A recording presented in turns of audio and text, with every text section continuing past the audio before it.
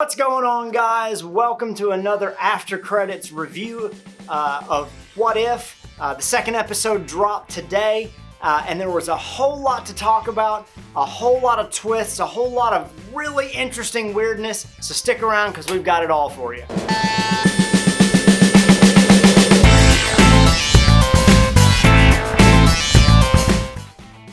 I promised that last episode we were going to see things get a little weirder, and this show did not disappoint. I really enjoyed the extra introductions from the Watcher and those little narrations, the little explanations of things like, is it the nature of the person or the nature of the world that defines who somebody is?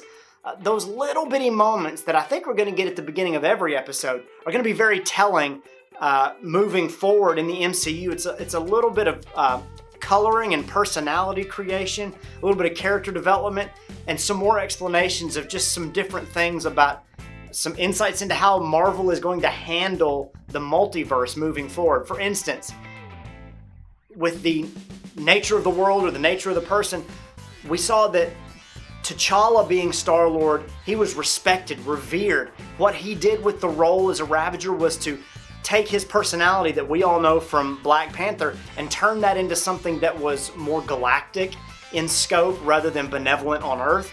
And if that's who he is, regardless of what universe he's in, maybe that means whenever we start traveling between universes, characters like Iron Man or other characters that they try to bring back, they might have some different quirks to them, some different traits based off of where they came, like we saw with one of the big twist reveal characters in this episode. They may have some different traits, but those characteristics are always inside them, similar to the way Yondu was portrayed in this episode.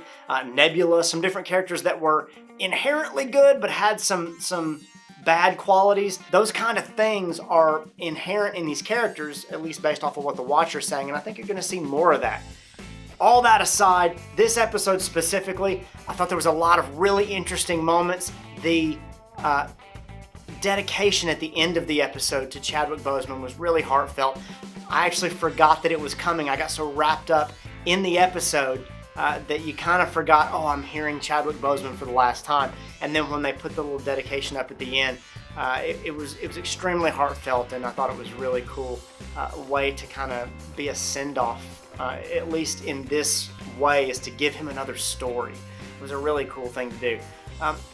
They've explained and told us from the beginning that anything can happen in the multiverse, that all kinds of decisions can have all kinds of ramifications. But this one, they took a little bit further. There are endless possibilities, and we got to see a non-snap world here in the form of the reveal that Thanos was a Ravager. I loved the reveal in the last episode that Steve was still able to be a part of everything and he was like an Iron Soldier type thing. But this idea that Thanos was changed because T'Challa reasoned with him and then he became something different. Because of that, Nebula and perhaps Gamora did not become the people that they were destined to become in the version that we've already seen. Although there have been some reveals and some teaser trailers about who Gamora might become if Thanos wasn't around. I wonder if those universes are connected or if this is a totally different universe when we get to the Gamora episode. All kinds of things changed because of T'Challa being taken instead of Peter Quill. And then that big reveal of Thanos being a good guy was really awesome, and it was something that was just like, wait, what? And then getting to see random little things like Thanos fighting his own Black Guard, these little off-putting moments made for a really interesting story. It keeps it really exciting, but it just throws you off so badly. I thought that was really cool. All those little things that Marvel's getting to play with are really exciting to see, and it makes the stories really fresh.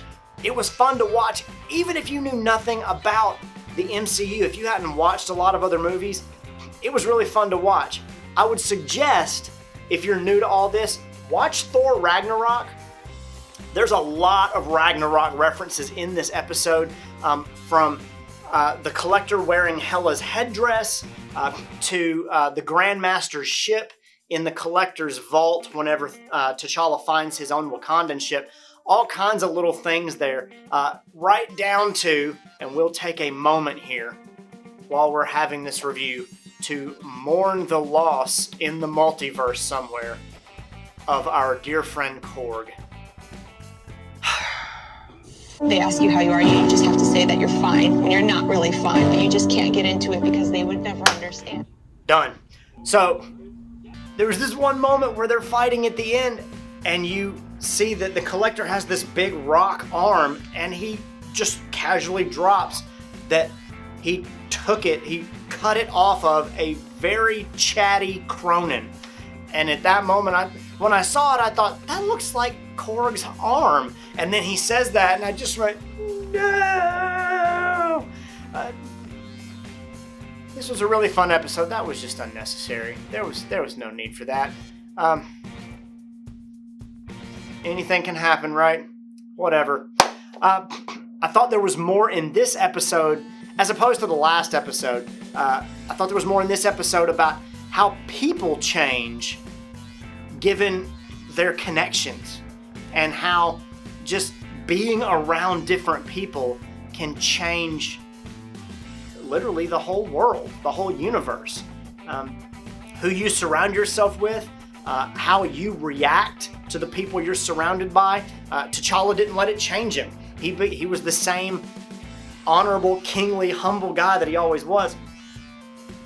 Peter Quill was always who he was gonna be, but him in that environment allowed him to be a bigger version of himself, just like T'Challa. He was a bigger version of himself in that universe. And so I loved how they were diving into how those chances and those changes can affect the world around you, but it had less to do with, oh, this person carries a shield and this battle happened this way, and more of people and their choices have the ability to change the whole world, which is a really great story. It's a really awesome underlying moral thread to pull on and to play with, rather than just these different things. I thought the inclusion of Drax and the little bright light of Star-Lord, T'Challa being the one that protected his homeworld so his daughter and his wife did not die, I thought was a really awesome little redemptive moment. That somewhere in the universe, Drax's family was alive. I thought that was really, really cool as well. Tivan taking over Thanos' place in the void of evil, so to speak, was a really interesting thing. And then the little Easter eggs that were all throughout this episode. Again, we were introduced to something similar to last episode that we have not seen in the MCU in the live action movies that we saw here, and I'm interested to see if it's going to pop up later on. The last episode had the octopus tentacle creature, which could be Cthulhu, it could be Shumagorath, it could be all these different things from the first episode. But this episode, that little MacGuffin or Easter egg or whatever you want to call it, was the Embers of Genesis. This thing with the ability to terraform planets was a really interesting little red herring there, and I'm interested to see if that pops up in the future later. I would make notes of all these things because they may pop up in live action movies at some point. That would be really cool to pull those things across, because we could say, oh, we saw that in this universe or that universe. If they exist in this version of the multiverse, chances are they exist somewhere in our live action universe as well. So the other Easter eggs that I thought were interesting, obviously the terribly chatty Cronin that Tivan took his rock arm from was Korg.